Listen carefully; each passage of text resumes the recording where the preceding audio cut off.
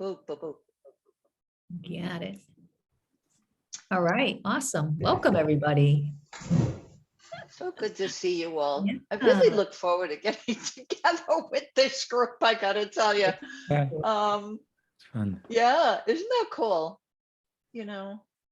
So want to start like we did last week on anything new or any new insights or any new stories to share? Just curious. Questions, answers. Anything? I think I started seeing, Laurie was been talking about seeing thought running through your mind. And I didn't really get that. And I just got a slight glimpse of it this week where I like, okay, so there is something there. And I'm reading that Painless book from Shauna Studley. And and she mentions that, just watching your thoughts pass by. And I know it's simple, but at the moment, I just saw it a little bit. I've just been in my head a lot in the last 2 weeks, so it was nice to experience that. Yeah. Nice. Maybe if we all go around and say, a line or two of what that experience is like for you. When you were talking, Vanessa, I was thinking, to me, and it's not always like this, I get caught up, obviously, still, I'm a human, but a lot of the time it's just like a ticker tape. Yeah. I don't know if you guys have a pharmacy, but there's CVS pharmacy in Connecticut. Lynn and Karen will know about it. And I laugh. At the end, out comes not just the receipt, but like 10 or 15 coupons attached to the receipt. And I always say, oh, my ticker tape for the day. Thank you so much. And it's funny, but that's like how the flow of thought is for me. Yeah. And, I could go through those coupons and I could tear off the ones, I could use this one, and crumble up the ones I don't use that are meaningless, that are not going to help me. It's the same for our thinking. It's just a formless ticker tape from CVS. Yeah. I get it. I get mine to email, so I don't get the ticker tape. Oh, yeah. You know what I mean? But I know what you're talking about. At the cash register. You could buy one item and there will come this ticker tape of coupons. I want you to come back. Yeah. Yes, they want to grab you. It's like our thoughts want to grab us. So I don't know. That's my little rendition of thoughts flowing. What about Karen and Tom? What's your experience of it? And Lynn? When you're in the flow of thinking and you're not landing on any of it. Well, I know when something comes up, sometimes you start, all these different thoughts come to your head. And my brother, I have two brothers, one's in North Carolina and one's in Florida. The one in North Carolina had some cancer issues this year. He's on the mend. He's fine. And the other one in Florida just got divorced, or is in the midst of it. They just separated. And John told me the other morning, I said, oh, by the way, Ed and Stephanie are coming down for the weekend. I was like, what? Like, and John's like, yeah. I said, the first thing that come to my mind was, maybe Eddie's got more cancer. And it's like, John, I said, maybe it's because Stephanie, found out about her daughter, having a baby, which has all been hush hush, but came out on Facebook this week. But my nephews clued me in. So I was like, yeah, I saw it. I'm like, but I already knew. But so I talked to Eddie that afternoon. Eddie said, Eddie, I said, what's the purpose of your trip? Oh, we're just going down to check up on John. It's like, immediately, John and I had these preconceived notions of why they were going down to Florida for the weekend. And it was like, none of us were right. That so reminds me of Lynn's story. Did you tell it to this group, Lynn, about your son? You called your son, he blew Oh, you yeah, off. I think I did. I think I told him, and I think I might have said that a couple weeks back. My son, I texted him, and he's in Tennessee at about 8:30. And I said, hey, you want to chat? Because I haven't heard from him. And he said, no, I'm getting ready to go to bed soon. And, blah, blah, blah, blah. And I'm like, okay. And I'm like, oh my gosh, he's bagging me. He Bagging doesn't go to me. bed like that, 8:30 So, at night. Who goes to 8:30. bed So I at got 8:30? all kinds of things. Maybe him and the girlfriend broke up. Maybe something happened. And I'm 20 minutes into it. And I just see it that I've made up some story. And I actually begin laughing. And I say, okay. And then he did call me the next morning he was fine. He said, no, we just kind of decided to, get to bed a bit earlier so we can, go to work earlier, come home earlier, work out, whatever. It's just fascinating what the mind can create, what we can create, I should say. It's incredible, isn't it? We're creative beings, We are right? But creative. sometimes we create havoc. And we don't know The it. brain We don't know can it. create the atom bomb, or it Yeah. can create a beautiful symphony. Your choice. You're right. Yeah. Free will, you choose. Yeah. Hey, Julia. Hi. Hi, good to see you. We were just starting with Vanessa sharing something she saw deeper about the flow of thought. So we're sharing our stories about how we're seeing thought in its flow state. Or any insight that you've had. Vanessa's the only one who's gone so far. Well, Karen and yeah. Karen, yeah, Karen also. I was thinking Karen was jumping off Oh, of okay. Vanessa. So you may have a whole different insight than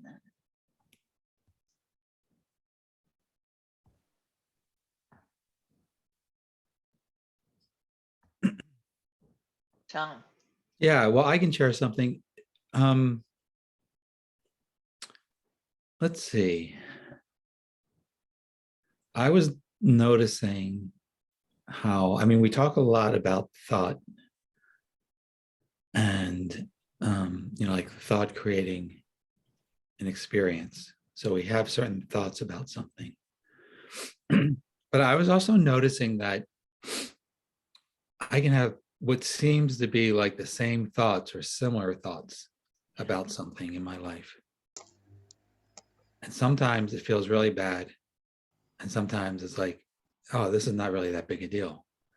So I started getting really curious about that because it's interesting, because in some ways you could say, now they're probably not exactly the same thoughts, but they're really, really similar.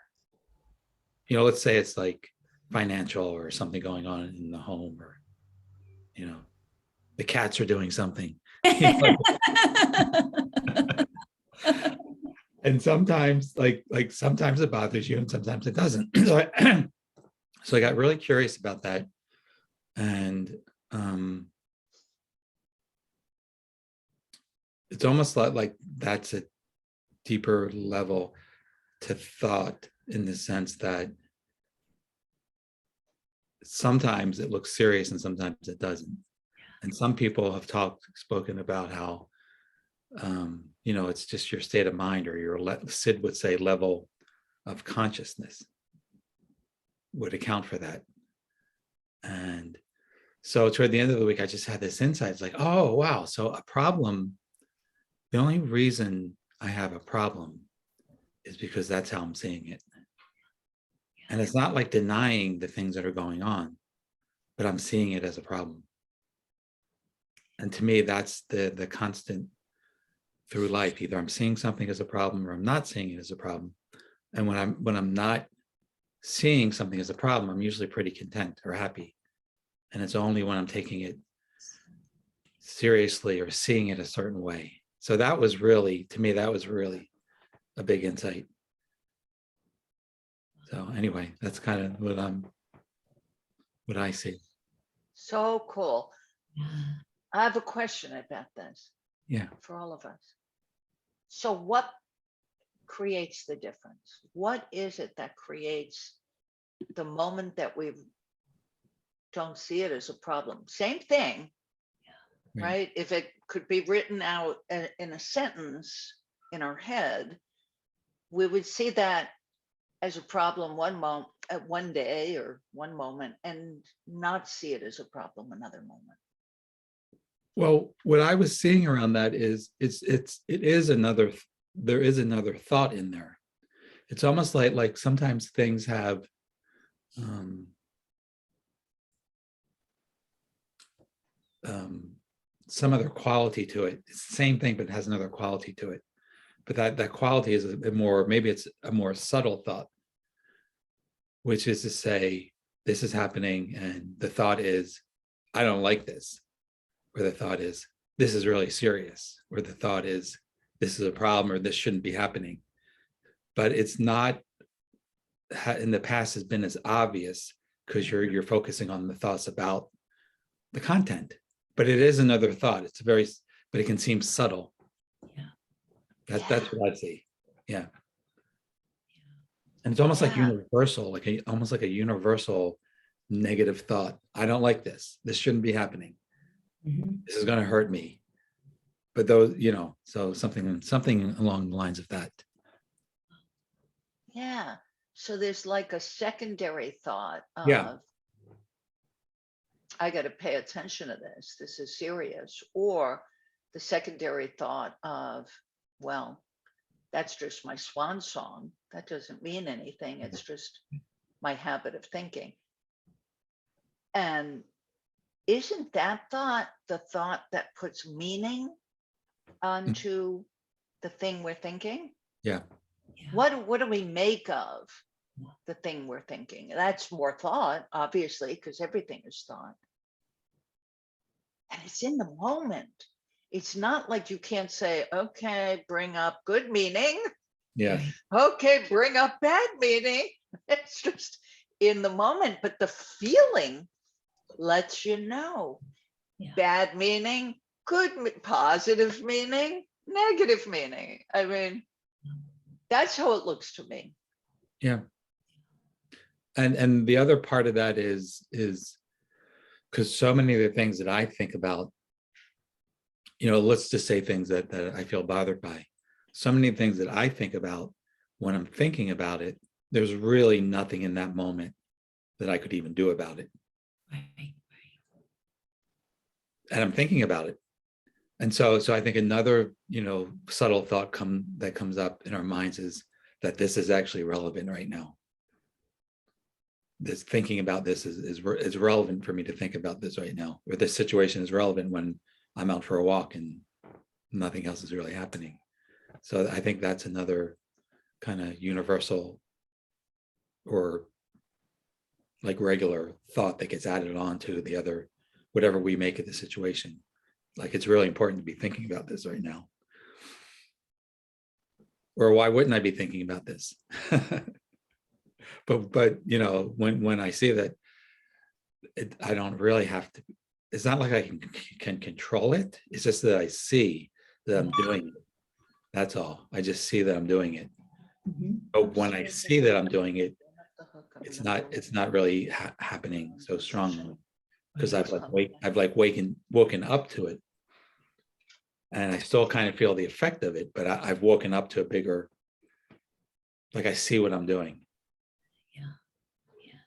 And then whatever happens the next moment is whatever, because a lot of times I'll see that, right? And the walking, I talk about that a lot, or it could be anything you're doing, but for me, a lot of it's walking. I can be really caught up in something, and then it's like I wake up to what I'm doing, but then like 5 seconds later, I'm back in it again. Like, that's how sneaky the whole thing is. And I can go on an entire walk and have this recurring like negative thing that's in my life I'm thinking about. But the thing that's hopeful to me is it goes on and off, because in the past I could have come back and someone would say, well, how was your walk? And I'd say, oh, I was thinking about this thing the whole time.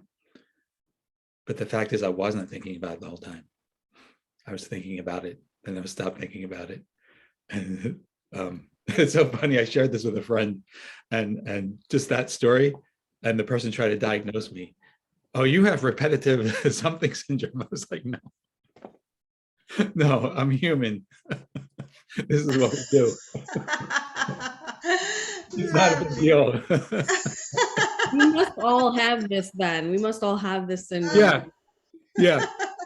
So, yeah, I think that's every human, that's what goes on. Like to me, we're kind of aware and kind of enjoying the moment. Then we start thinking about something, then we wake up, whether it's short or long, it seems like it's the same thing that we're all doing.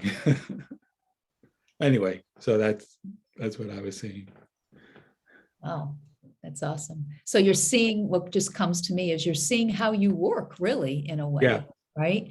And when we don't know it, you're right. People say, okay, you know, this is this diagnosis, that diagnosis, or whatever they come up with, or, you know, these labels, and we all work the same. And when people, they don't slow down enough, they're never going to get that. You know, they need this understanding, but even if they didn't, but when you don't slow down enough, you never get connected to yourself.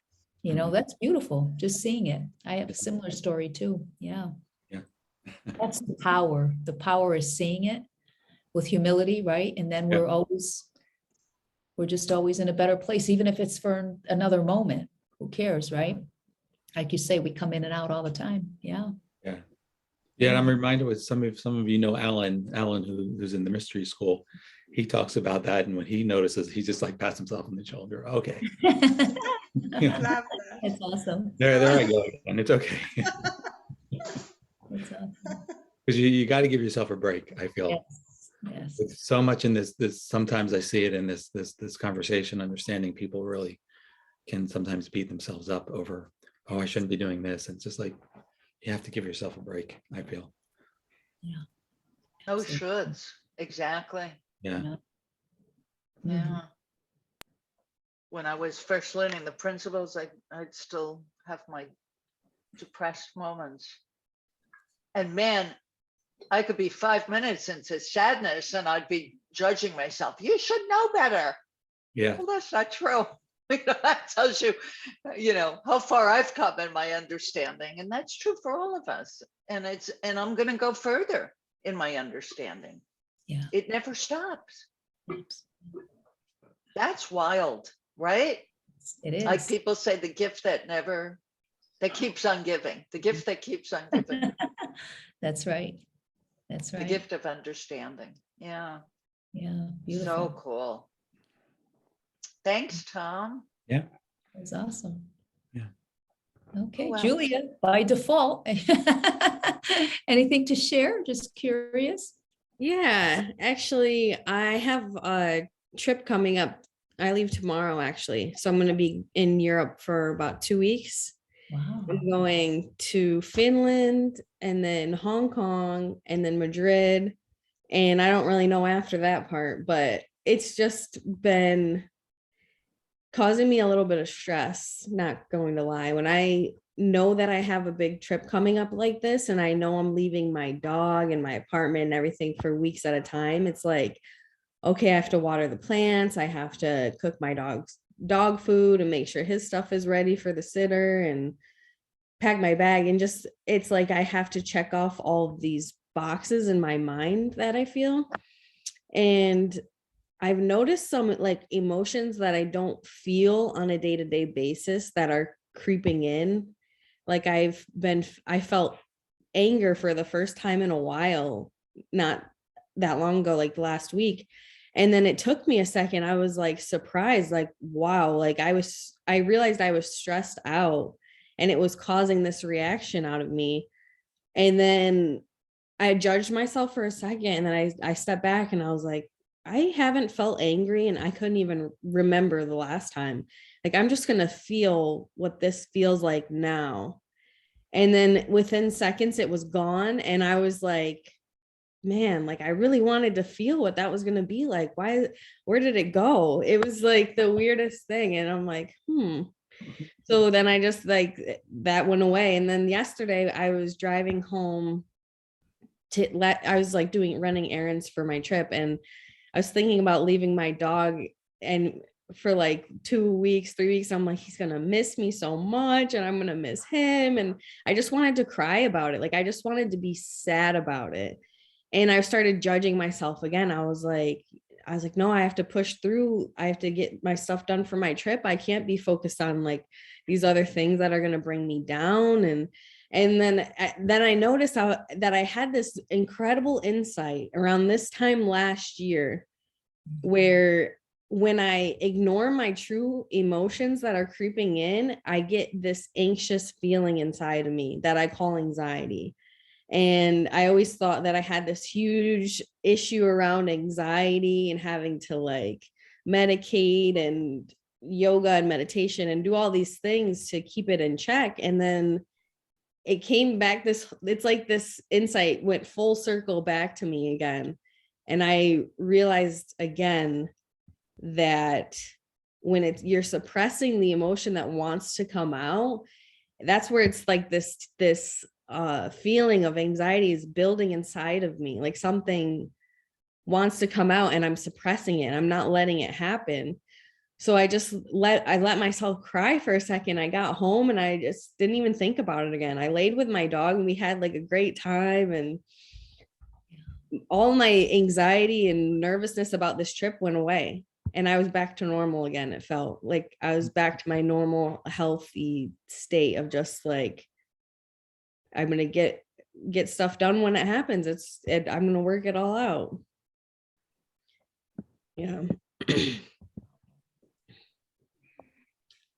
Yeah. So it's like an ongoing process of like, it's just self-discovery, I think. Like just learning the principles, it's so many insights and new discoveries all the time.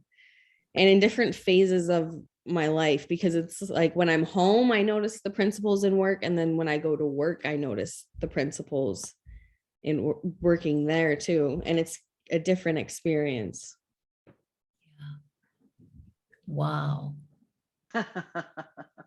Lots of wisdom there. Lots of wisdom there too, Julia. Yeah. Yeah. Seeing those emotions coming up and look at how different it is for you now than what it was before. Isn't that incredible? And I love it because you didn't resist it. You said, I want to see what this feels like. I just want to allow myself. That's wisdom, right? Yeah. Yeah. We can really see when things like that happen, we see what's behind the curtain, I always say. And that's where the magic comes in, when you see what's really happening. Yeah. That's beautiful. Then you were feeling better. I love that.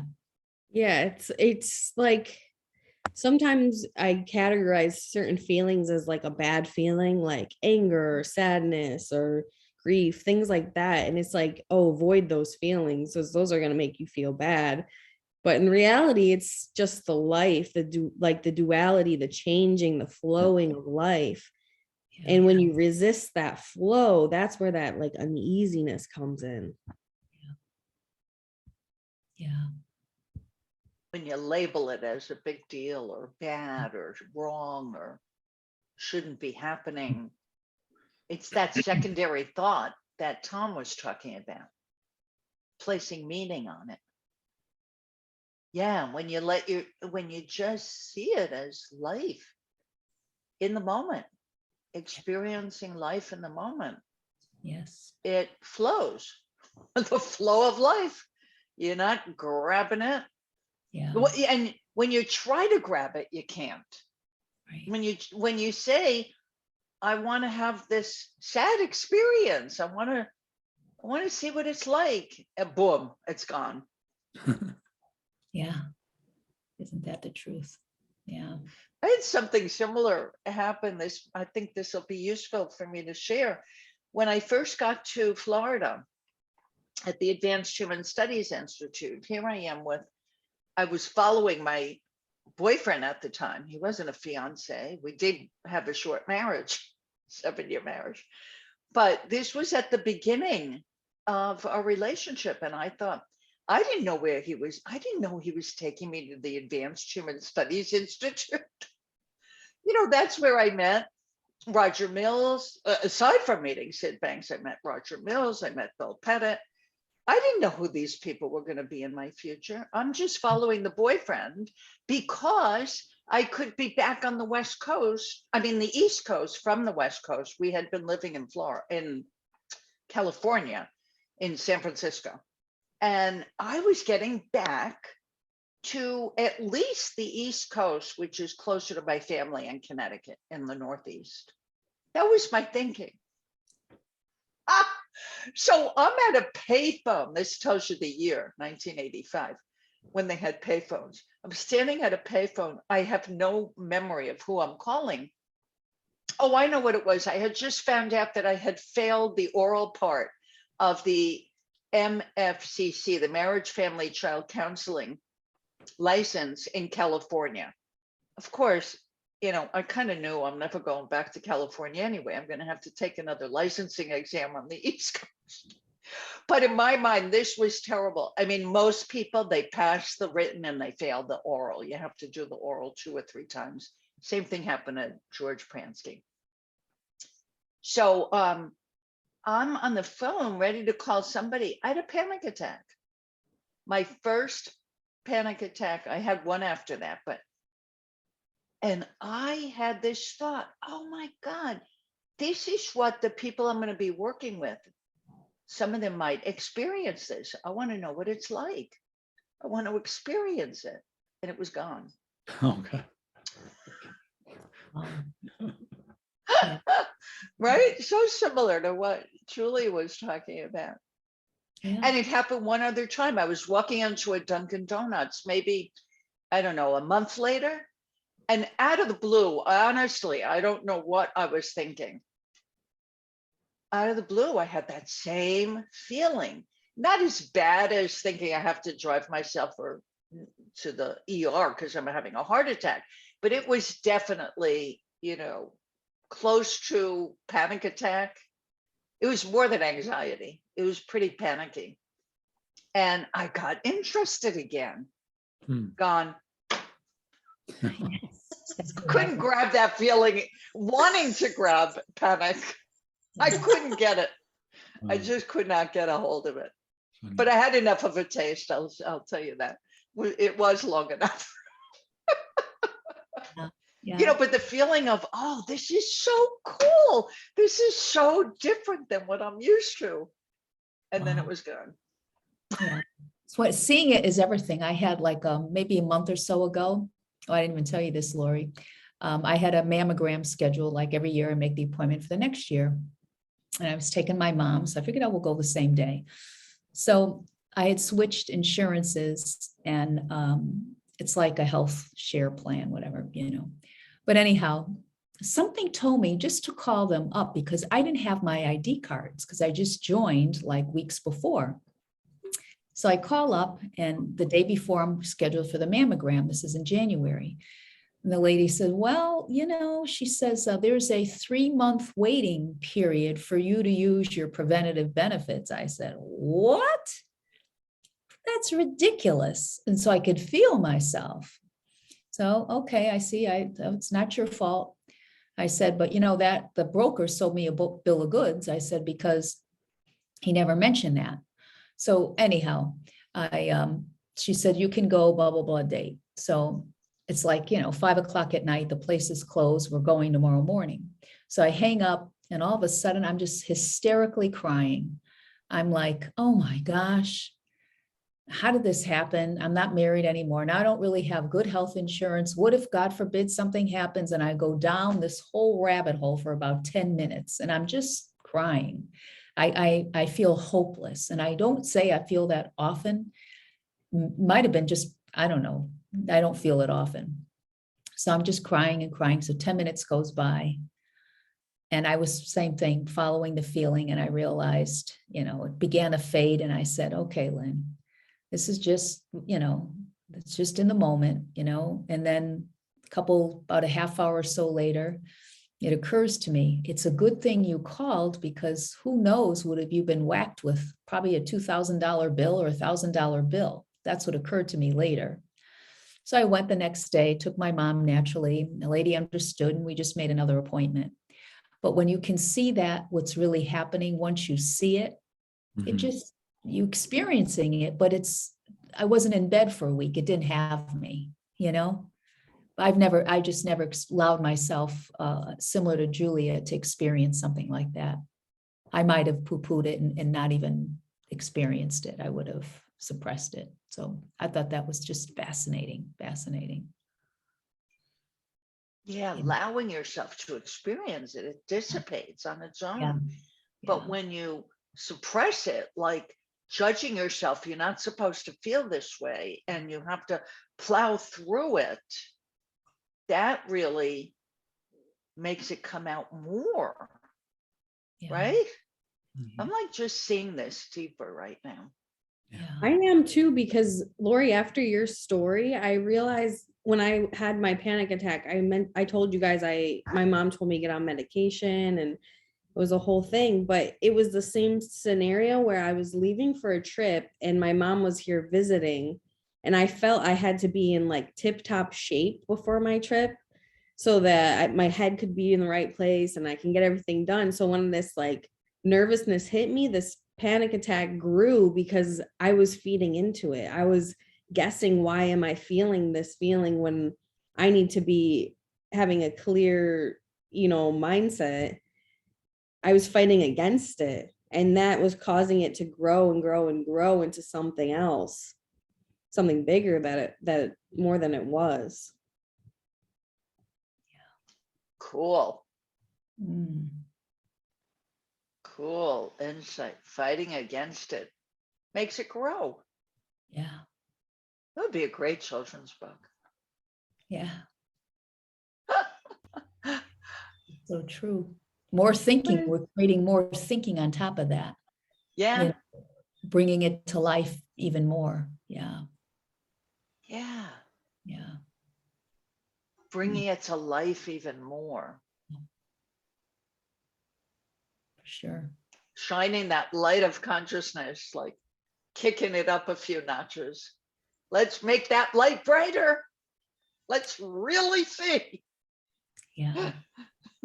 I was on a phone that just reminds me, earlier in the week, I was speaking with a lady, and she was saying that she was feeling stressed and anxious. She had a lot of things happening. She's going through divorce. And she said she goes in her mind on how did I miss this? How come I didn't know, he was like this or whatever. She said she had a lot of thinking around it. And so, she went to look at some tools and strategies and, asking questions. And I said, well, how'd that work out for you? She says, well, not very good. She said, I find myself going down the rabbit hole more and more and more. But I thought way back when, she's starting to come out of this, but she said, I thought looking for a reason why I would feel better. I could see something there. But she said, it only makes it worse. And so it was just interesting on how her rabbit hole got bigger and bigger and bigger the more she dug through. And she saw that because she had left the principles for a while and kind of went more toward the yoga meditation route and said, oh no, I totally need to come back here. So it was just fascinating. Cool. Mm, Yeah. yeah. Interesting that we landed on feelings. And this was going to be, how we set out topics week 1, week 2, week 3. We're actually in week 4. Wow. Is that possible? Mm, yeah. And that's like looking at the difference between feelings and emotions. Yes. People get them confused.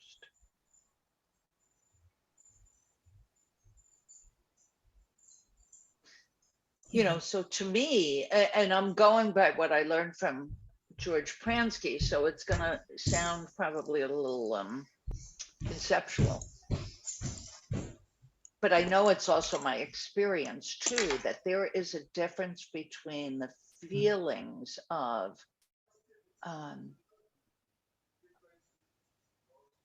spirit, the feeling, it's not a conceptual thing where you like just out of the blue feel love, or you feel compassion or joy, even interest, I don't know, creativity. To me, those are feelings. And then the emotions are negative feelings, Yeah. anger, sadness, grief. What are some other ones? Yeah, like depression, anxiety, Depression, anxiety. hopelessness, helplessness, guilt, shame, blame, all of that. Yeah. Yeah. And those are the things people are going to be coming to you to help them with. Yeah. They're already coming to you to help them with, whether they realize they're coming to you to help them with those things or not. Yeah. People get emotional because of what they're thinking. Right? You know, even actors and actresses, they have to create emotion on the screen for you. They'll start crying or they'll, you know, but they have to get a scene in their mind that is so strong that they feel like they're in that moment of anger, of sadness, grief. Isn't that interesting? It is. They have to conjure up, they have to get themselves into that Yeah. state of mind. Yeah, you're right. They got And to the put those better they do ingredients. it, the better they are at it, right? Exactly. They got to put those I always say, the GMO ingredients in our thinking create insecure feeling, you know, the insecure emotions. And then when we're have non-GMO, you know, thinking, now it's more organic. Now we have, I always say, our core feelings of well-being, of, you know, happiness and peace of mind and wisdom, right? Yeah. It's just a fun way of looking at it. That's so great. I hadn't heard you say that before, or write that Yeah, I'm coming to GMO, think that more and more. genetically modified Yeah, thoughts. yeah, It's a yeah, funny metaphor. yeah, isn't it? Versus organic. Yeah, Yeah, it's funny. Well, Laurie, you said something in all that I heard, which was kind of bringing it back to like what we're up to, and you talked about what other people are going to bring to us, right? That like if they're having these feelings, and you know we're going to be dealing with people bringing those things to us, and I've been in the 3PG apprentice program, so I don't know if I mentioned this last week, but a couple weeks ago I talked to I did like coaching sessions with some people to record so that they, someone could supervise it. And what I noticed was like I really love like keeping things simple, and Sid often talked about keeping it simple. And when Sid had his experience, one of his experiences, he said, everyone has mental health, they just don't see it. Yeah. That's really the only part. They don't see their health. And it's perfect, but they don't see it.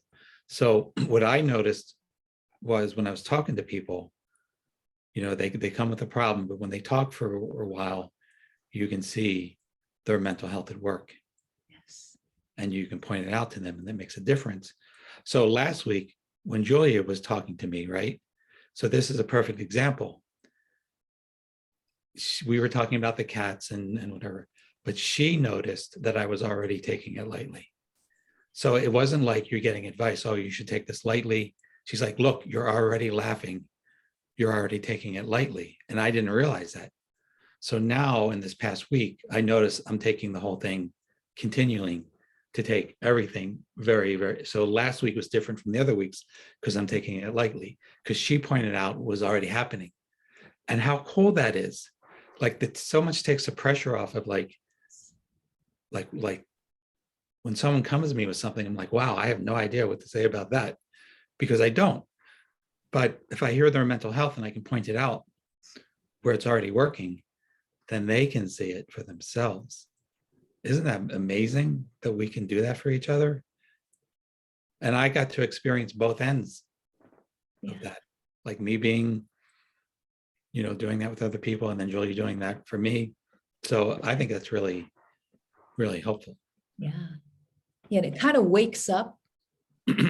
We've all experienced that, but it wakes up something in you when you point to someone that what they're already doing, like you're taking it lightly, right? It wakes something up in you.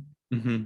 People have no idea that I find personally that they already have that mental health within them, that well-being, their wisdom speaking. Most people, like, they just bypass that. I used to. Mm-hmm. And they would second guess, but when it's like shocking when people, they're like, it wakes them up almost. I mean, almost, it does wake them up. It's just fascinating when that happens. Mm-hmm. Yeah. Pointing people to their health. Yeah, Yeah. that's it. Yeah. That's it. That's But it. they already know. Yeah. They just don't know they know it. Yes. Yes. Yes. They just don't know they know. Isn't that the truth? Yes. Yes. Yeah.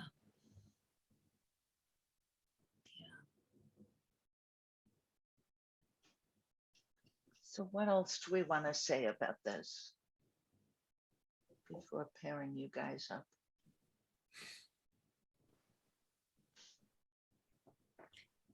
I'll just share something. I don't know if this is relevant, but anyway, I'll share quick.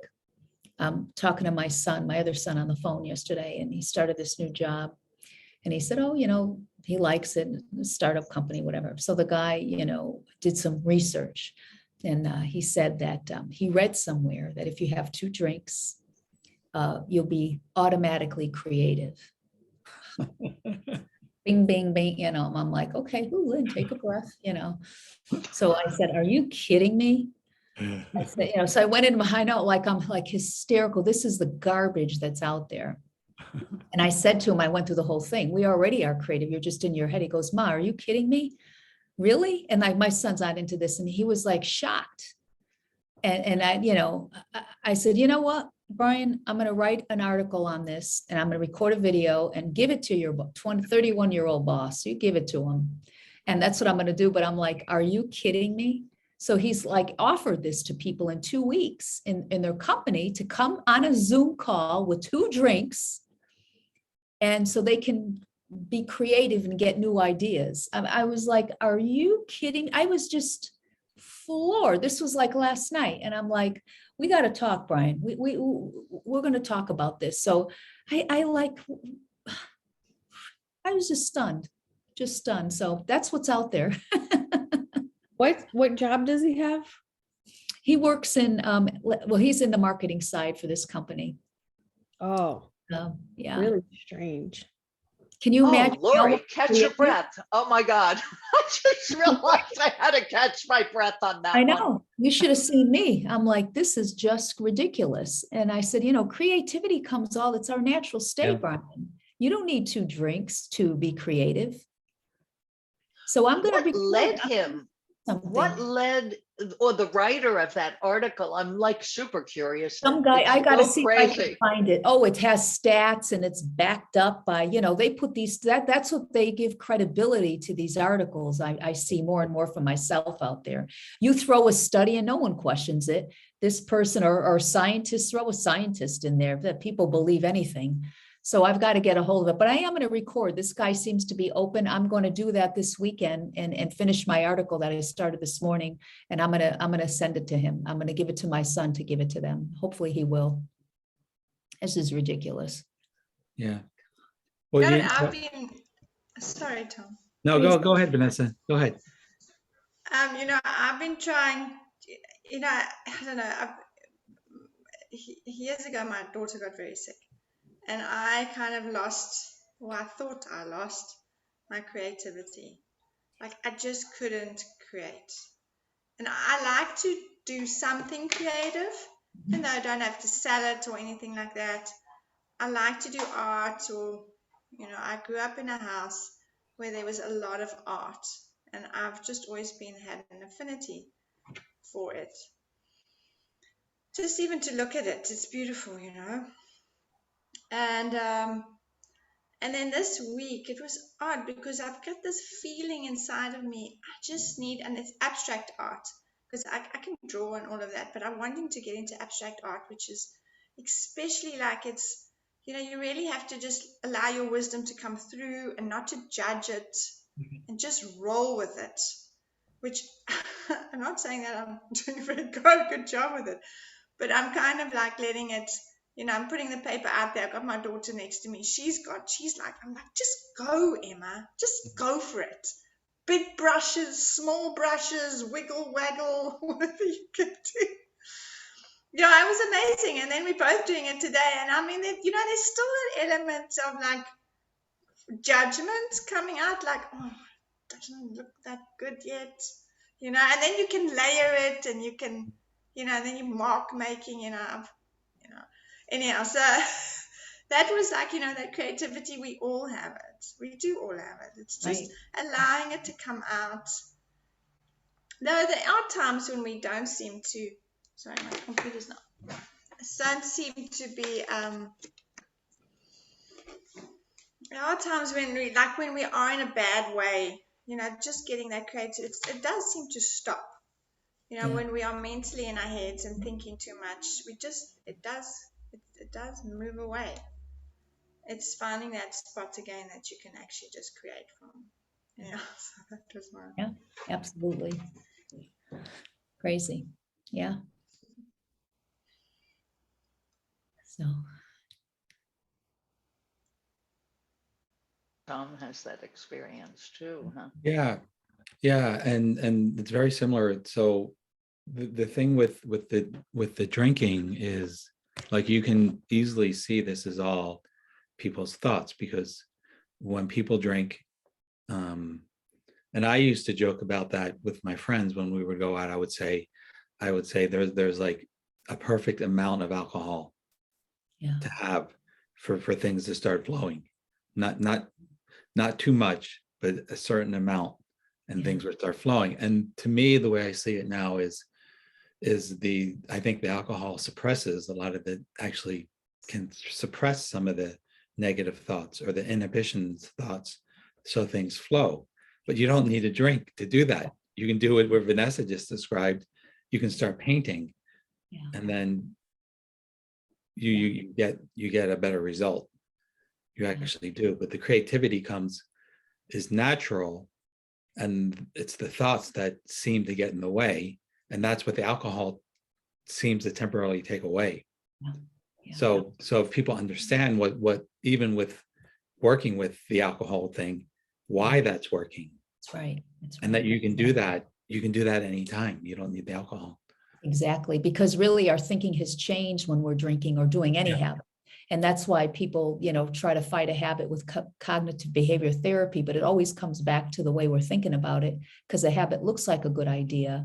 But you're right, when we're drinking or doing whatever, our mind quiets down. We're out of our habitual pattern of thinking. Just like holiday time, people are kinder, they're more generous, they're more giving, they're more loving, they're more compassionate, because now they're out of their regular pattern of thinking and they're involved with the holidays, having a good time. Mm-hmm. Fascinating, isn't it? It's just fascinating. Yeah, Tom, that's a great share. See how interesting that is. But you're right, because it does look like, you're absolutely right. When we don't know this, it does. I could see where people make the misconnection. Yeah. Because it does look like, it's such a big illusion. It does look like, oh, I'm relaxed from my drinking. I used to say that to my sister, because she's always in her head with, nitpicking things. I used to say to my mother, oh my gosh, she should drink more. She's in such a better mood. My mother goes, I know, huh? I said, let's give her another drink. she's out of her habit of thinking. And I love her when she's not in her habit of thinking. It's my twin sister.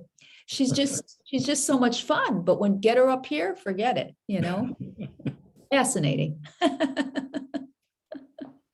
Yeah, people are looking at the wrong direction. Yeah. Go, Julia. Yeah. Yeah. So what advice would you give to someone that does rely on alcohol or drugs or substances to get out of their thinking, to get out of their heads? Like, where would you start if that's why a client was coming to you for like alcohol abuse or something? Like, where do you start? This would make a wonderful pairing. Anybody want to work? You would think of the same thing, Lynn, right? Uh-huh. Anybody want to, you want to play that person, Julia, and have Sure. one of the three of you be the coach? Yeah. Don't all jump on it at once. They might be thinking what I was thinking. Remember, all you have to do is listen and let wisdom do what it does. Wisdom will guide you. There's nothing you have to do. Right. but And this listen. goes in sharing the principles like we were speaking last week. So this is perfect because, you know, sometimes it's a balance between the coaching piece and a slight little teaching piece. You know, that's what I find sometimes, but Yeah, he's different, but yeah. yeah. There's no right or wrong by any means. You just listen to wisdom. Yeah. Well, I can do it, but I really also realize I have some other opportunities to practice. So I want to give other people a chance, but if no one else wants to do it. So, but I want to give Karen. So the that leaves it up to Karen and Vanessa. You want to take your turn? Karen's not quite ready. We've got another Yeah, 4 that's fine. weeks I'll together. try, Julia. I'll try, but you'll Good. have to go for it because I'll have to need. I'll need more information. Yeah, just what should I come up with a story? Yeah, like come up with something because I think I need. Because it interests me also. My father was an alcoholic. He was a hobo. Yeah. So yeah, I'm curious as well. You know, my brother has a problem with drinking. So yeah. Interesting. That's where I like my dad also has a problem with drinking and my brother had substance abuse issues. So like I don't really know. I could tell their story, but it just hits so close to home that I feel like my wisdom can't come out about it because there's so much insecure thinking around like my family. I don't know. Could you be your friend? Could you pretend to be your friend that you were talking about who? Or maybe I should try, and then you Okay. counsel me. Sure. Yeah. And Yeah, my apologies for laughing. I just was so intrigued by Lynn's talk. Lynn just made me laugh. So I apologize if I offended anybody. I didn't realize how close to home all this was from. Oh no. Yeah, you're good. Okay, so I'll go. Like I'll just use because my brother, I can see what he does. You know, okay, you know, and I don't know. I might do it in a third person. I don't know if I can. Okay, so I'll talk about. So okay, let me try. Okay, you know, I sit at home all day long, and I've just had enough. I've just freaking had enough. I drink. You know, my wife's been complaining at my drinking, and on the weekends I'm supposed to not to drink because she says that I'm going overboard. My children are stressed out because I do shout at them a lot when I'm drinking. I become quite bolshy when I drink, and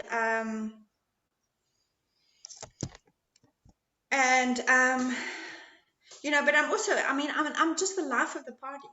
You know, when I drink, everybody wants to drink with me, and I'm always got a drink in my hand, and I am, you know, when you come to my house, you'll always have your drink filled up, for sure.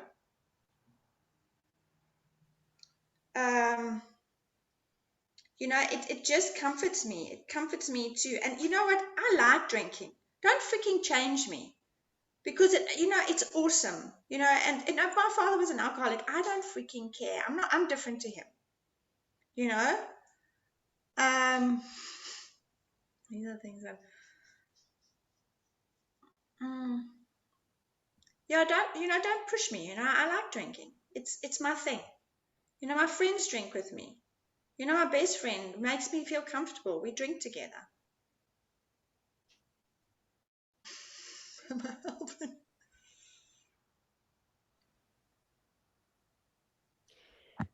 Okay.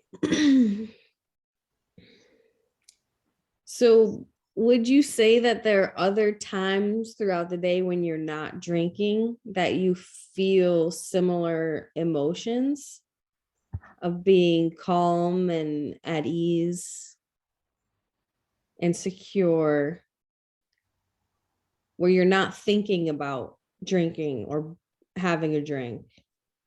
Well, I watch a lot of TV. What do you like to watch on TV? I like to watch things that are quite gruesome. I am, me and my wife seem to always watch those um, um, vampire movies.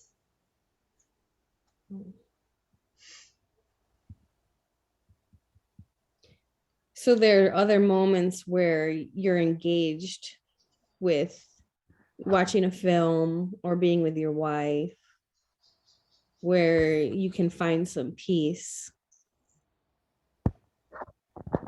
Yeah, I think, I find peace with my wife. She brings me, I love her. I love her. I would never want her to leave me. And what she said to me recently really upset me. And you can tell that she loves you because she's seeing that you don't need alcohol or anything to change who you are, because you're perfect at your core and you're healthy already. And she doesn't see that the alcohol is making any sort of improvement for you. It's just taking your mind off of who you truly are in the moment.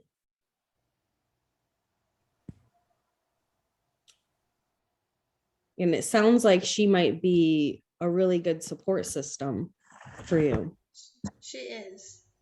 She's also learning that I shouldn't, she's learning not to drink with me. And she's learning her strength from I've been nasty to her, really nasty to her. And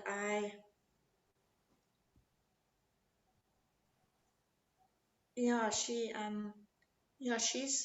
showing me the strength that I need in myself. She's forgiving you already. It's just now that you have to forgive yourself. I think you can be a little bit more easy on yourself and not judge yourself. Even if you do make a mistake, even if you drink today, tomorrow, on the weekend, it's about giving yourself that room to grow, to notice that, hey, maybe I did overdo it this weekend. Maybe I shouldn't have drank. And maybe my wife isn't happy with me. But everyone deserves a second chance. And you can always start over next weekend and have that time with your wife and even give her an apology and notice that what she's doing for you, seeing the health in you and being your support system, is everything that you need. You already got everything that you need, but that is like the cherry on top of it, to have someone in your corner that wants to see what's best for you always. Is this a good place to do a check-in and see how that was for Vanessa and then go around and put in all of our 2 cents? Thank you, you guys. Sounds good. Very good. Yeah, I felt that wisdom, I felt that peace, I felt joy. Like there's a big possibility that I can do this now, you know. Um,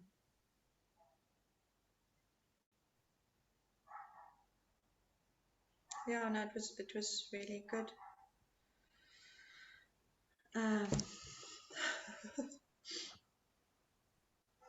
How would your dad have taken that if Julia My was dad. actually counseling your dad?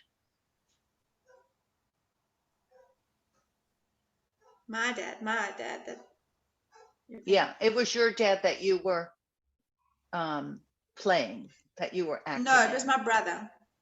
Oh, your brother. Okay. Yeah. So how would your brother have taken that? Yeah, he's because of this whole issue with his wife, and that she just said, "It's enough. I'm actually going to leave you if you don't change." I think he's softer now. Then he can listen. Like I couldn't talk to him before, but now that he's softer, I think, and especially like if Julia had to do it, it's an external person. It would have been. I think he would have listened. I think he would have felt that joy coming out of him, the possibility that I am able, that I'm worthy. That's a big thing. It's about that worthiness. Why do people become alcoholics? It's like, I'm not worthy. I think that's with every issue. And I think my whole family kind of suffer with that worthiness issue, and in different ways. My Jock has taken it up in that way where he has to drink. It's all about thoughts, as we know. It's too much thinking. Just too much thinking. It's all the same, I suppose, in all these things. They all, like Tom was saying, generally it's all the same. You're just trying to get to the wisdom of that person, and no matter what they're going through, if it's alcoholism or cocaine or whatever, we still are human beings. We're all experiencing that same thing. Did that help you, Julia? Yeah, it did actually. It makes me think a lot because your story was so similar to like my family that it felt like that's what you were speaking.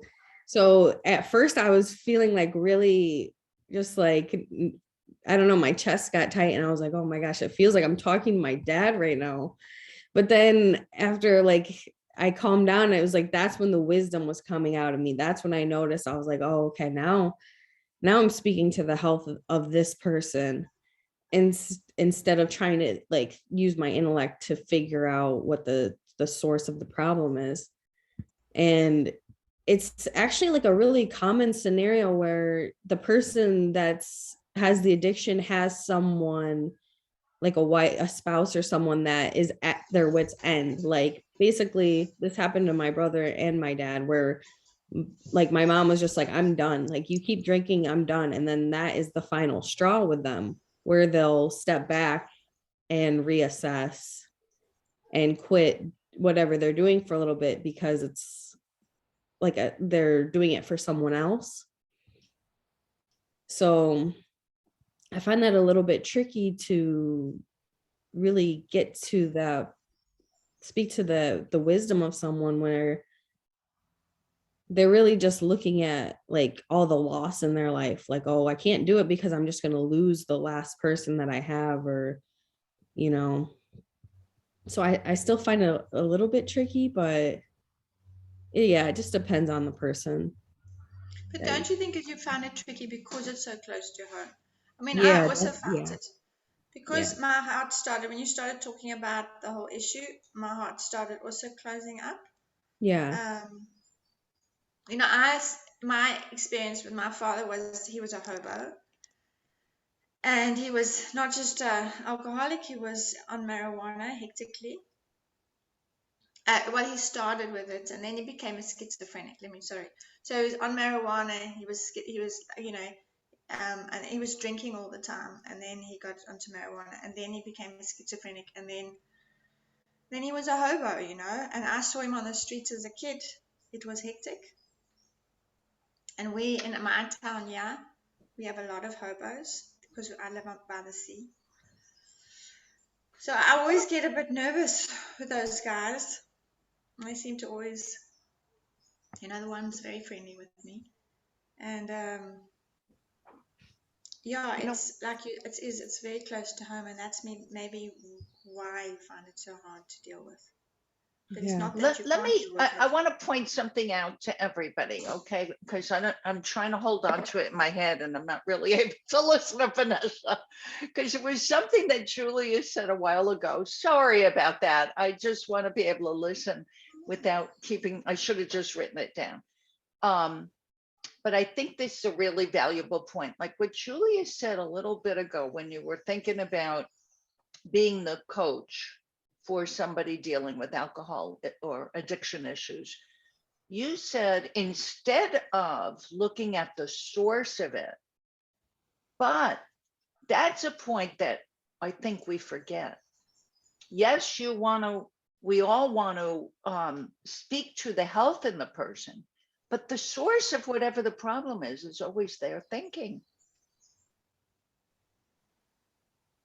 It's always there, the way they're thinking.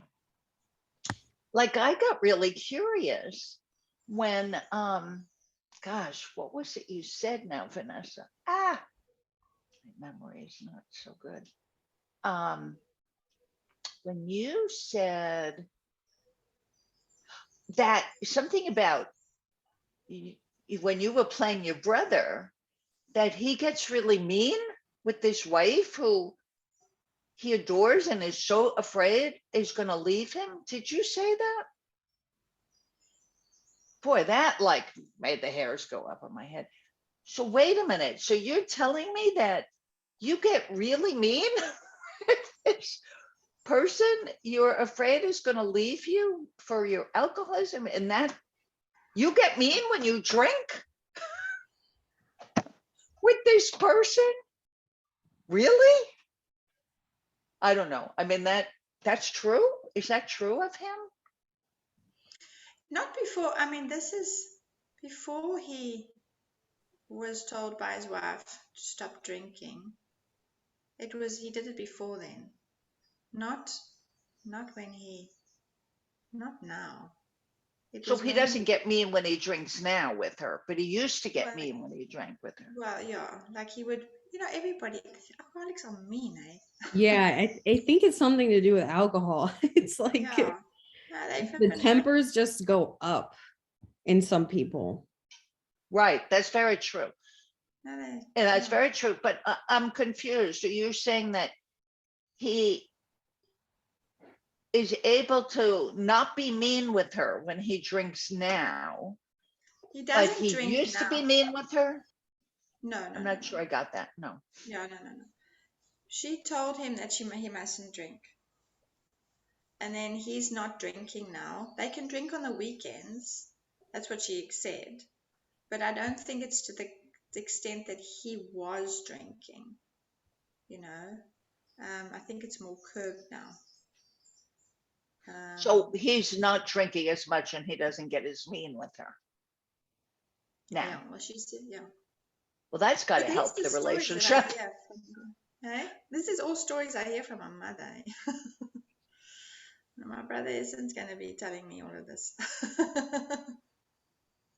Right, right. You know, I love something, I wish I wrote it down, but what Julia was saying as I was really listening, something really caught my attention. Something about, I'm not going, or it might have been Vanessa, or but though I think it was Julia that mentioned this, something about change.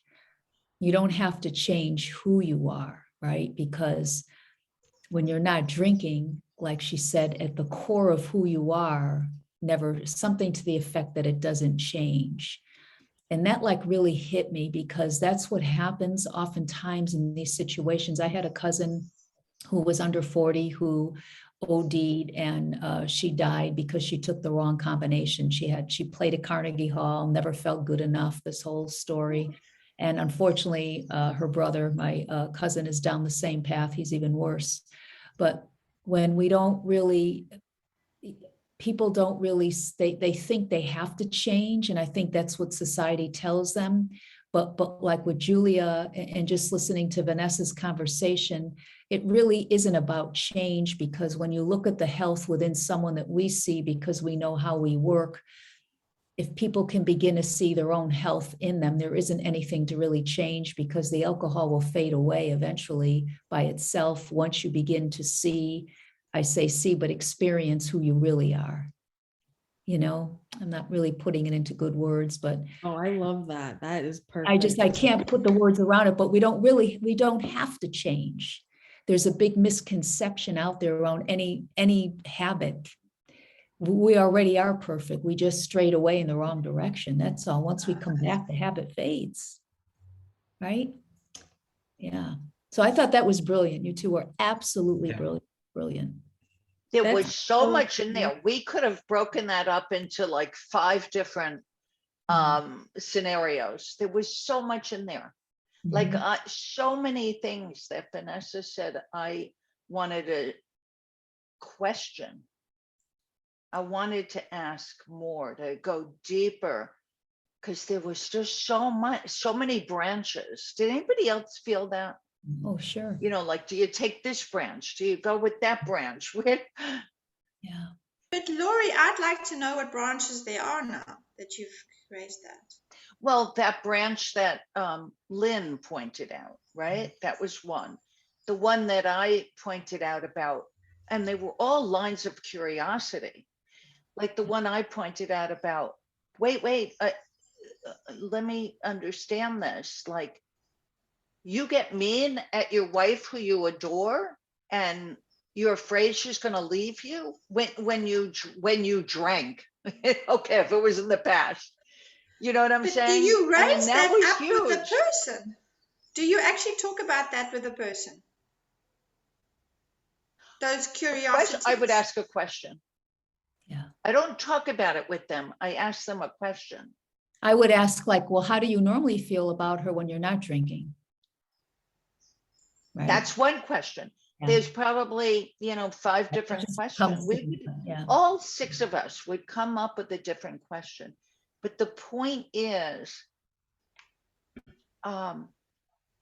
curiosity Yeah. leads you, your wisdom leads you to whatever question to go deeper with, so that the person can see for themselves, can feel their own wisdom, so the person can feel their own innate health. Like, I thought you both did a wonderful job. I'm just wondering if any of you felt like Julia got into teaching a little faster than Vanessa's brother could handle. Well, Yeah, it looked like she was quieting down. Sorry, Vanessa seemed to quiet down a bit when Julia was speaking. I noticed that.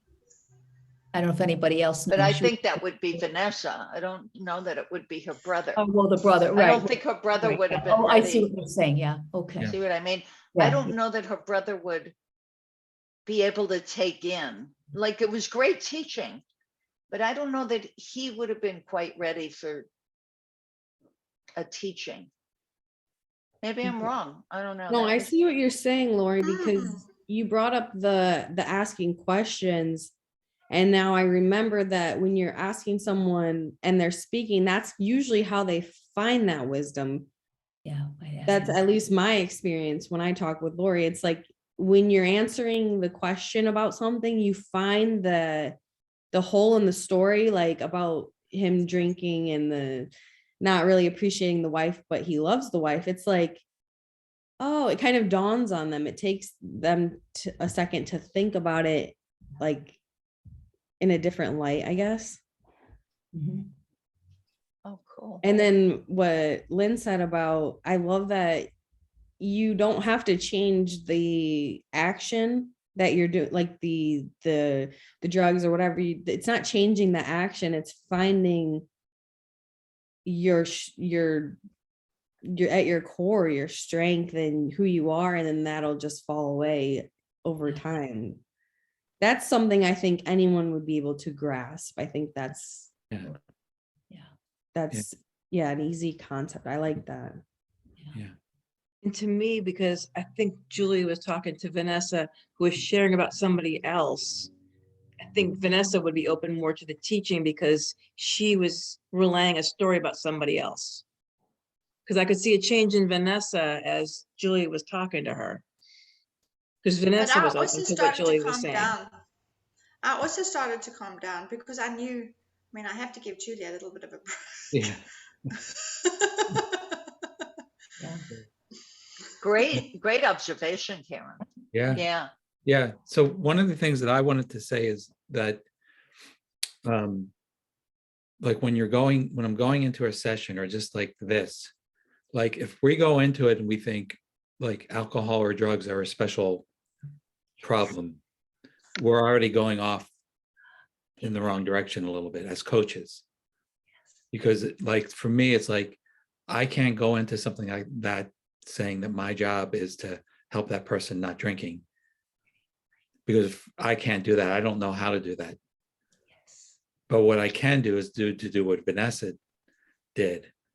And with Julia did. And Julia, I want to point out to me the most brilliant thing that you did during that whole session. I don't know if anyone else caught it.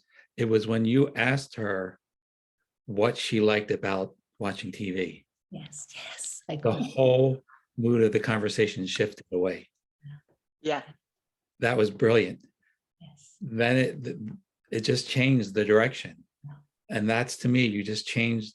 And I don't even think you were trying to do that, but it was like, whoa. I felt my wisdom have to ask that question. Yeah. Yeah. Yeah, it was brilliant.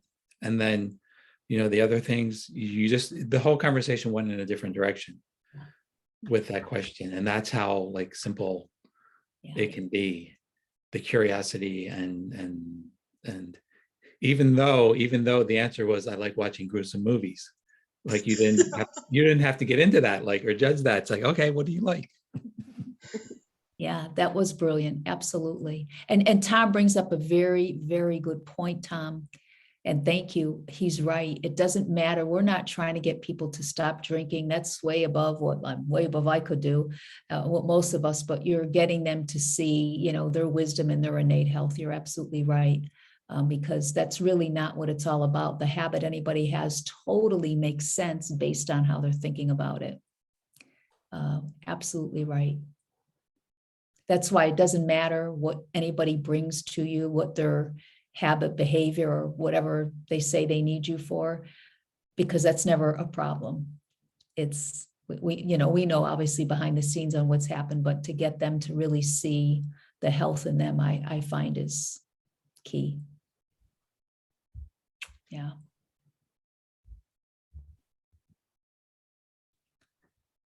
Yeah, then it just fades. I've had people with anxiety, and a woman once who went to every doctor imaginable. She was in the ER for panic attacks. She was seeing a psychiatrist who wrote her out a prescription for migraine headaches that she dealt with. And her wisdom spoke that I can't continue down this path anymore. So she found me. And really within 3 months, maybe even less than that, but she was contracted for 3 months. She was incredible. Her panic attacks subsided. She no longer saw anxiety as scary, though she still could have the experience. And her whole life began to change. And we didn't do anything to stop anxiety. I didn't tell her to breathe. I didn't, nothing. And her migraine headache, she contacted me a couple months back after that, faded away. She went off her medication for the first time really in 15 years that she's been out of migraine headaches. Then one day she called and said, I know this probably doesn't sound like a big deal, but I drove on the highway today. She said, I had panic attacks when I used to drive on the highway. I didn't realize. I got in my car. She went 40 minutes. She came back and she sat in her garage and go, wow, I just drove on the highway. She said it was like nothing. And that's what happens. It's like magic. We know what to do in a way. Things fade away once we see truth, really, And we're not like, I didn't work with her I didn't even know she would drive on a highway. I mean, that wasn't even part of the deal. That didn't bother me any. I mean, that's great she did that, but I never give anybody, I never really talk about anybody's behavior or habit, really, in a sense, addressing it like they would in a self-help world. Because once, like we're all saying, once you really point people to their wisdom and they, through those questions, it is unbelievable what knowledge that wakes up in people, because we all have it. It's just shining a light onto something. It's just fascinating, fascinating. Yeah. Good stuff. So cool. Mhm. I once had a woman tell me, you know how women change their handbags to match their outfits. So she told me that she had changed her handbag a number of times, like months after she used to carry around anti-anxiety meds, the just in case ones. Wow. And she was changing a purse and she realized, oh, I used to have those anti-anxiety meds that I would always transfer to the next purse. So similar situation. Yeah. Didn't even realize that she had not been transferring those over. Yeah. Yeah. It's harder to fight a habit with all the misinformation, 21, 28 days, change this, stop doing this, stop drinking, stop buying junk food, whatever, and that's just causes more thinking about the thinking. Tell somebody they can't have, I don't know, a Oreo cookie, right? What do you think is going to happen? You think about having it all the time, right? So we just create more thinking going on around it. And it's the wrong direction to look into. Yeah. Yeah. There's a teacher, Kathy Casey, who Mhm. some of you know, and she talks about this, that she'll talk to people who are using drugs, and she will ask them about, like, well, why do you use drugs? Mhm. She's not coming at it from thinking she's trying to stop them. And people will say to her, no one's ever asked me that before. And they say, like, I use the drugs because I feel good. And what she is bringing is she knows that we all have the ability to feel just as good without drugs. And it's kind of what Julia was pointing to with Vanessa, that there are other ways, you can feel that without the alcohol or the drugs. And there's something even in that, like we can know that, but we don't even have to come in with an agenda that they're necessarily going to see it. Like we're going to try, so to speak. We're going to explore that terrain. But I think for me, there's something about taking the pressure off of a particular outcome, whatever it is, and just go with, like, like Sid said, they have mental health. Yeah. And if you have a conversation with them, it may come out in ways, it may come out because you ask them what they like about watching TV. That may provide an opening for someone to see that they have that same mental health and they don't need the drugs or the alcohol. So there's just something in there that I find really reassuring for me, because it's like I go in thinking, well, I don't really know anything about their problem. I can't help them with their problem, but I can know that they have the mental health. And I know, and we're starting to see it in our sessions, we're seeing it happening. Like when you just talk to people, Yes. and you do what your wisdom comes to, you start to see it happening. And when you start to see it happening, then you start to develop like some really some confidence in that. Yeah. And the fact that it can happen anytime. It might not happen at all in the session, or it might not appear to happen. It might happen later, right? It might happen later when you're not even talking to that person. So I just find that really hopeful, and it makes the job more like the few times I've had the chance to have like formal sessions with people, like I come away feeling good. I don't come away feeling drained or that was hard. It was like, oh wow, that was really good. Anyway, for whatever that's worth, I think that's just really hopeful. And I have Absolutely. Like when insight. Lynn used to work in an office where there was a therapist. And they were exhausted. They were drained, absolutely Crying. exhausted. People were leaving crying when they didn't come in that way. Yeah. Very Yeah. different. Yeah. Oh, Well, did I I have an cry insight. after my Jungian analysis every week for 4 years? Yeah. Oh my Karen, was that God. you?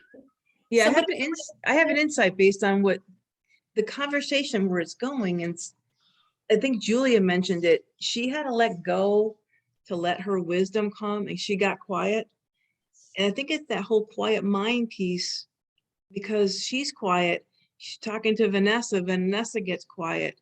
And I think that's where it starts to open up. Yep. Beautiful. Exactly. Great observation, Cameron. Yeah. Karen, you're right on, Karen. Right on. Yep. Yeah. Did you feel that, Julia? Oh yeah, definitely. I felt it. I felt myself settle down. And then that's when like things were starting to come to my mind, like just naturally. It was like starting to flow again. And it felt like the conversation changed after that. Yeah. Beautiful.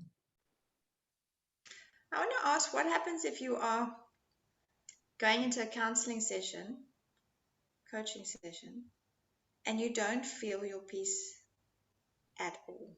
You know, you've had, what do you do? What do you do now when you don't feel peaceful? I'm just curious. Wonder. Sometimes I get into my head, but so what do I do?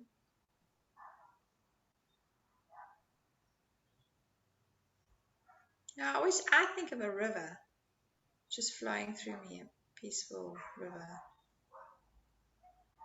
That's what I try and get into my head.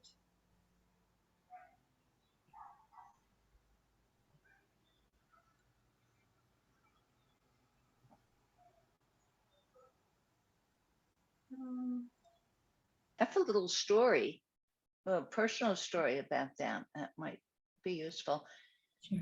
Just came to me. It dates back a long, long time ago. I was working at a community mental health agency, and I was late for work. I had gotten stopped for speeding. I got like a $70 speeding ticket. And I go in and I see my client waiting in the waiting room, and I apologize for being late. And I bring her in, and I knew I couldn't be thinking about this damn ticket that was going to cost me so much money, and how stupid I was to be late, and how awful it was that I got stopped. And I knew I had to just clear my mind. And this was way before learning about the principles. I don't know, you have to serve the person there. So after this session, I said goodbye. I go back and I'm doing my notes, and I did like 5 other things. And all of a sudden I remembered, oh man, I got a ticket. Thank heavens I didn't get into an accident. There you go. Wow. Yeah. Wow. Beautiful. Isn't that interesting, right? I Yeah. mean, it happened within me, but it's even so interesting to me that happened. Yeah. But that's the way it happens. It's like, Yeah. it's almost like, I made up my mind. I'm just coming into the present, man. Mhm. That crappy thing just happened, but I cannot afford to think about that crappy thing. Yeah. And you know what, Vanessa, sometimes I go in and I got a lot of noise on my mind, and I know that I can't really hear them. And I'll catch myself and just say, okay, Lynn, now my mind just settles. I don't judge myself. I used to long time ago. And I just find that it just literally, after I notice it, it just passes, and I'm back in heart to heart. I'm back in really listening. But it may happen 10 more times. Sometimes it depends, right? But I always see it. I see it because I lose the connection with that person. And but I see it, and it just passes. Yeah. I think And with so it me, happens more than just at the beginning. It'll happen, midway through, at the beginning, at the end, you'll feel it. And Yeah. it feels like a loss of rapport. Yeah. Yeah, Isn't absolutely. that interesting? Nice. That's the signal that says you're off in your head. Come back to the moment. Right, just like any insecure feeling, like that's what normally happens to me, because I'm always by the feeling, never a thought. Obviously, they're one and the same, but I notice when I'm insecure, I'll let myself feel the feeling, but I know, okay, Lynn, ooh, you've gone off in some tangent somewhere, and then I come back. So that's always my guide for me. I get that feeling. Yeah, The feeling is the guide. yeah, totally. Yeah. Does that make sense? I also love there you brought up one thing in one of our sessions, Lori, about giving yourself grace. Yeah. And you had an example of like, oh, you're like, I was 5 minutes late to this session and you're not going to hold it against me. What, like, why be upset about it? And it was like, it was so true, because I know that people are looking to us for guidance as a life coach, but to show your humanness, I think says a lot more than trying to keep this perfect composure. Like, we have all the answers all of the time, and we're always on the ball. Right. But to be maybe even honest, to be like, this happened to me, and I might have to quiet down with you in this session. Yeah. Like, depending on the client, though. Yeah.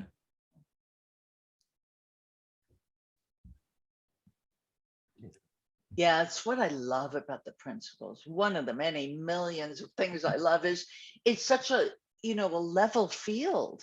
Yes. We are all in this Yes. together. We're just sharing. Nobody's better, Right. or worse. We're all just sharing what we've come to see as a blessing. Yeah. Yeah. Absolutely. And we're all learning from each other. Mm-hmm. It never ends. That's the beauty of it. It's infinite, which is great. Yeah. Wow. Great stuff today. As always. What a Yeah. great group. Yeah. Wonderful.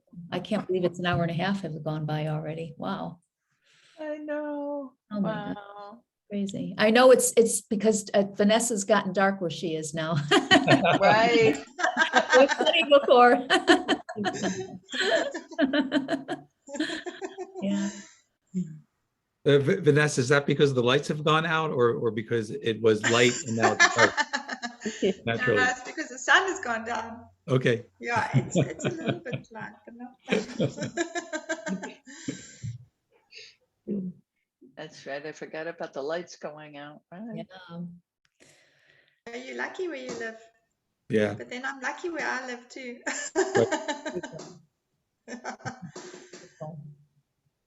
Right. Yeah. I'm just jealous of the sleeveless top because it's cold here today. It certainly is. Oh, there's the Oh, what a cake. Oh my gosh. cutie. Oh, what's his name, Julia? This is Louie. Oh, Louis. Louie. Hi, Louie. Oh, Oh. you having fun with your mama? Oh, what a little cutie patootie, Louie. Always on my lap when we Oh, do he these loves meetings. you. Yeah. They're so sweet. Love animals. Yeah, he's the best. Oh. Animals, I always say, you know what? They're our metaphor. I say metaphor, but really we got to live more like animals. Unconditional love, right? Regardless. Yes. That's how they are. Yeah. They don't have a lot on their mind. Yeah, right. And they get over things so quickly. Yes. Like I was talking about the cats. Like one cat really at times will terrorize the other cat, but then 5 minutes later they're both just hanging out. There you go. You know. That's so cute. I love it. So our goal is to be more like animals. More like an animal. There you go. Right? People can relate to that. Nap time. There you go. As he's yawning Go and right be now. like animals, worse. everybody. All right. Take care. See you next Saturday. Buddy. Take care. Have a good trip, Or Julie. Monday at 4. I forget about mystery school. It's another opportunity to share. Sounds Sorry, good. Lori, it's so late for me. I just can't Yeah. make it. 4 o'clock's really late for you. 11 o'clock at night is just hectic, and I value my sleep. Yeah. I don't blame you.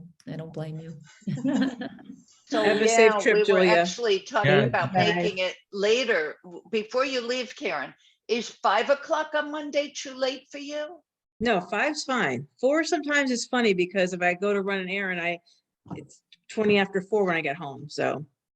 Because I have more people on the East Coast, and since Vanessa, you've got this to come to, and 4 is so late for you. Oh my gosh. Maybe we should just kick it up to 5 so the other East Coast people can do it. Because they've not been coming on. Just keep me posted. I've just been busy, that's all. Things are good, thank God. I need to cook up with the two of you for our meetings, but I just busy. Well, maybe we'll see you. Maybe I'll just change it to 5. I won't might see you be tomorrow though. okay for- Tomorrow's a holiday, so I don't know what I'm doing yet. I Oh, mean, Monday's a right, holiday. Monday's a Monday's holiday, a holiday, right. so I don't know what I'm doing yet. Nice. Try to be flexible. I'll hold it anyway, because I love doing it, but Yours is, whoever shows, right? That's it. that was a good recording, so thank you. Oh, cool. Okay. All right, everyone, we will see you next week. Sure. We'll send Have an a email. great weekend. All right, take care. Have a good trip, Julia. Thank you. Have a great trip. Yeah. Hope we can see you. Okay, that was great. Wow. That Wow. was good. Yeah, they're excellent. I like what they, the coaching piece there, very valuable. Oh, we still got recording. We can shut that off, the recording. I see Oh, it's yeah, still thanks going. for reminding me. I forgot about I just that. saw the button flashing.